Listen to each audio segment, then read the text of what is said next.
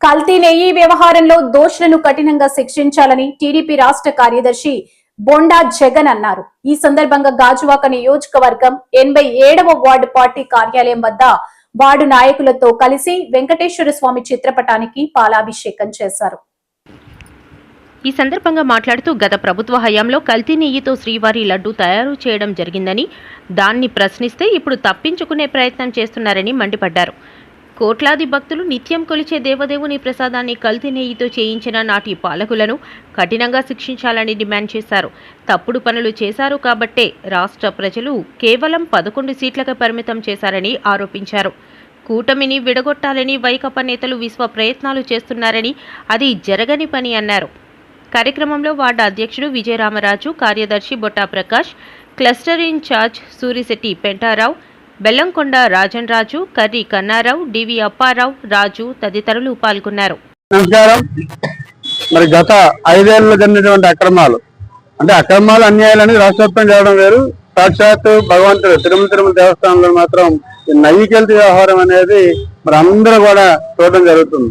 ఎందుకంటే మరి ఏదైతే పోలీబావ డైరీ అనే విషయం మరి అందరూ తెలిసిందే. పాలు సేకరణ లేకుండా నెయ్యి తయారు చేయడం అనేది ఒక మెరాకిల్. మరి ఇవాళ రాష్ట్ర ఒక భక్తులతో ప్రజలతో అలాగే ఆడుకున్నారు కదా. ప్రభుత్వం 5 ఏళ్ళు కూడా ప్రజలతో ఆడుకున్నారు. రాక్షస పాలన అంతా చూసాం, భరించాం.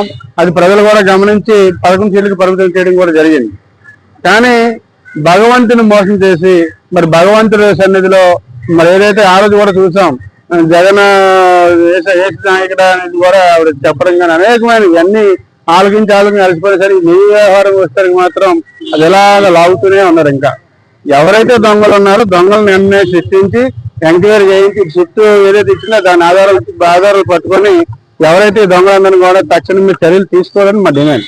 ఇదే కాదు, రాష్ట్ర వ్యాప్తంగా జరుగుతుంది. ఎందుకంటే ఈవేళ మనం ఎక్కడికి వెళ్తే తిరుమల జీవితంలో ఒకసారి తిరుపతి వెళ్ళాలని చెప్పి ఒక ఆలోచన మన అందరికీ ఉంటుంది. అలాంటి భగవంతుని మోసం చేసిన వీళ్ళందరినీ కూడా భగవంతుని లాస్ట్ టైం కూడా మరి మా అందరూ తెలుసు. గతంలో కూడా 2 కొండలు 7 కొండలు కాదంటే భగవంతుడు ఏ విధంగా నిర్ణయం తీసుకున్నారో కూడా తెలుసు. ఆ పవర్లు కూడా 15 రోజులు కూడా మనకు తెలుసు. త్వరలోనే కూడా మరి అదే వ్యవహారం అదే దేవుని మోసం ఈవేళ 10 కూడా మనకు తెలుసు. ఇంకా దాన్ని ఫేక్ మెసేజ్లు పెట్టేసి ఇంకా దాన్ని తిరిగి తీసుకొచ్చి మళ్ళీ హెరిటేజ్ మీద పడడం కూడా జరిగింది. భగవంతుడు ఇవన్నీ కూడా మనం కూడా మామూలుగా సాధారణ కూడా గమనించాలి. కిందని మానవుడు మోసం భగవంతుడిని ఎవ్వరు మోసం చేయలేరు. ఆ భగవంతుడు తలుచుకుంటే మాత్రం తప్పకుండా వీళ్ళందరూ కూడా కడగట్లు పాలవడం ఖాయం. అలాగే రాష్ట్ర ప్రభుత్వం కూడా తక్షణ చర్యలు తీసుకొని ఎవరైతే దొంగలందరూ అందరూ ఎంక్వైరీ చేసి కఠినమైన చర్యలు జైలు పాలు చేయాలని చెప్పి కోరుకుంటే సెలవు తీసుకుంటాం. ధన్యవాదాలండి, నమస్కారాలు.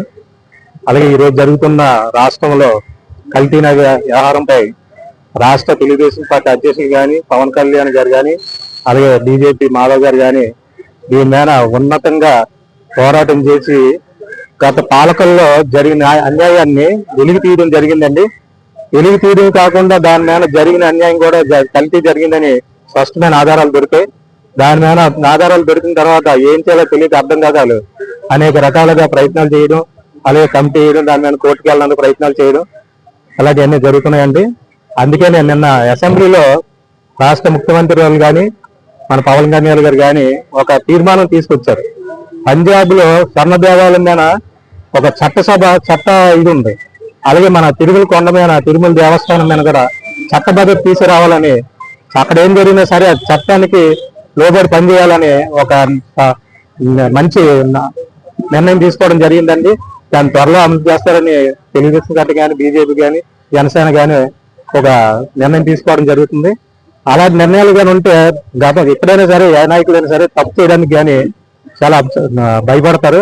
నిజంగా తిరుమల దేవస్థానం అంటే మనకి తెలుగు జాతికి కానీ, ప్రపంచంలో ఉన్న తెలుగువారికి కానీ, అనేక రాష్ట్రాల్లో కానీ మన వెంకటేశ్వర స్వామి అంటే చాలా ఇష్ట దైవుడు, కలియుగ దైవుడు.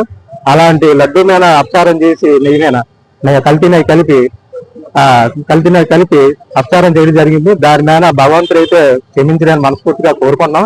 అలాగే ఈ రానున్న కాలంలో ఈ దుష్టాచారం మారుకుంటే మంచిదని ప్రతిపక్షాలకి మేము చెప్పడం జరుగుతుంది. భగవంతుడు గారు కాబట్టి రాజకీయాలు చేయకండి, అందరూ సమానం. దయచేసి మీరు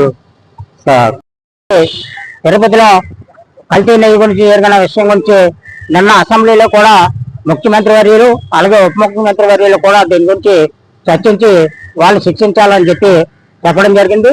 హిందువుల యొక్క మనోభావాల్ని దెబ్బతీశారు కనుక మన రాష్ట్రంలోనే కాకుండా దేశం అంతా కూడా ఇది చర్చ జరగాలి.